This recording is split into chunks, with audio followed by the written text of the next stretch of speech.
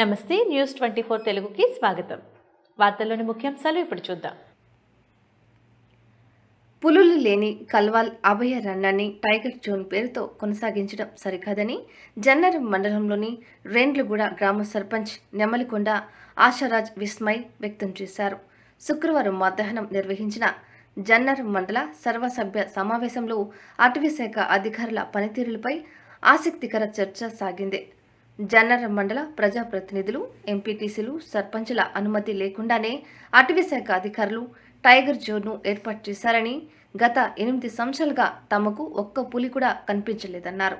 Tiger zone పేరుతో అటవీశాఖ అధికారులు అనేక ఆంక్షలు అమలు చేస్తున్నారని, దీంతో ప్రజలు ఇబ్బంది పడాల్సి వస్తుందన్నారు. పులులు లేని చోట టైగర్ ఏమిటని ఆయన ప్రశ్నించారు. రాత్రి వేళల్లో అనుమతులు లేకపోవడంతో చెక్పోస్టులను దాటేందుకు తాము తీవ్ర ఇబ్బందులు పడుతున్నామని, ఇక సామాన్యుల పరిస్థితి ఏమిటని ఆయన మండిపడ్డారు. పులులు లేని కల్వాల్ అభయారణ్యాన్ని టైగర్ జోన్గా కొనసాగించడం సరికాదని, దాన్ని తొలగించేందుకు ప్రభుత్వం కృషి చేయాలని ఆయన సూచించారు. అనంతరం అటవీశాఖ పనితీరులపై ఎమ్మెల్యే సమక్షంలో అధికారులు, ప్రజాప్రతినిధులు చర్చించారు.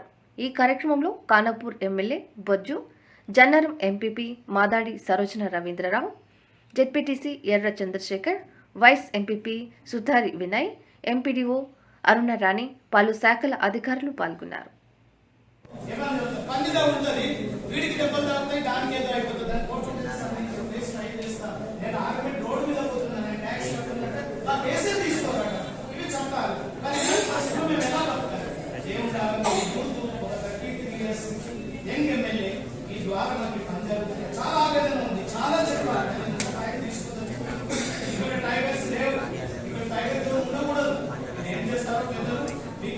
ముఖ్యమంత్రి గారికి మీకు చాలా సంగీతమైనటువంటి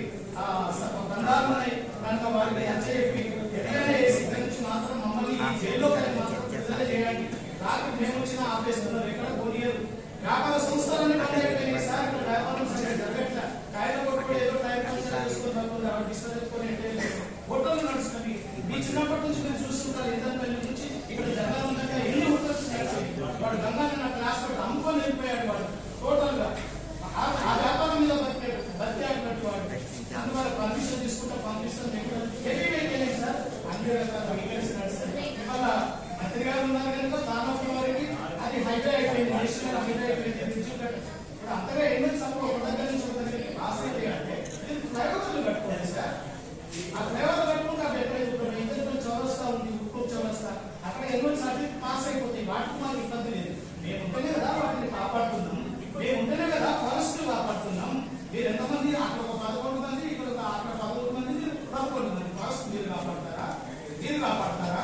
కాదు కదా. మేమందరం కదా. ఇవాళ ఈ ఫారెస్ట్ దూరం వచ్చిందంటే మేము కారణం. మా వాళ్ళు గిరిజనులు ఏవైతే కొన్ని కుటుంబాలు ఉన్నాయో, కొన్ని గ్రామాలు ఉన్నాయో వాళ్ళు కారణం. వాళ్ళ చేత కాపాడవచ్చు. వీళ్ళు మేమేం చెప్తున్నారేంటి సార్? ఇది చాలా తప్పు. దయచేసి ఎట్టి పరిస్థితుల్లో మీ పీరియడ్ నాకు కరెంట్ ఒకటి మాట్లాడుకుంటూ చెప్పొచ్చు. ఒక అమ్మ ఇదేమో మన ప్రాణంలో తన సొంత డబ్బులతో తీసుకొచ్చి పెట్టుకుని కావాల్సింది. మీరు ఎంక్వైరీ చేయండి సార్. సొంత తన ప్యాకెట్లో డబ్బులు తీసుకొచ్చి చెప్పొచ్చు పెట్టుకుంది. అక్కడ అనే సంపాదించుకోవచ్చు. ఇప్పుడు వీళ్ళు ఏమంటారు, పర్యావరణ శిక్షణ వసూలు చేస్తున్నారు. ఎంత డబ్బు వసూలైంది, ఎవరి దగ్గర పెడుతున్నారు, దాన్ని ఏం చేస్తున్నారు, ఒకసారి రిపోర్ట్ ఇవ్వమని చెప్పండి. నిజమా? అది కాదు కదా. ఎవరు దూరం ఉంటే వీరి కింద, వారి కింద, వారి కింద, వీరి కింద. మా మీద బెదిరింగ్ సార్. మా ప్రాంతానికి వచ్చి ఏది చేయాలన్నా ఎంపీటీసీలు, సర్పంచ్లు, గ్రామ సభలు ఉంటాయి సార్. దానికి సంబంధించిన ఎంఎల్సీ ఉంటాయి, కమిటీ ఉంటుంది సార్, గవర్నమెంట్ ఉంటుంది. అది ఫారెస్ట్ డిపార్ట్మెంట్ చేయాలని ఏది అనుకోదు. ఫస్ట్ ఏది కానీ ఫారెస్ట్ డిపార్ట్మెంట్ చేయాలి. ఇది కానీ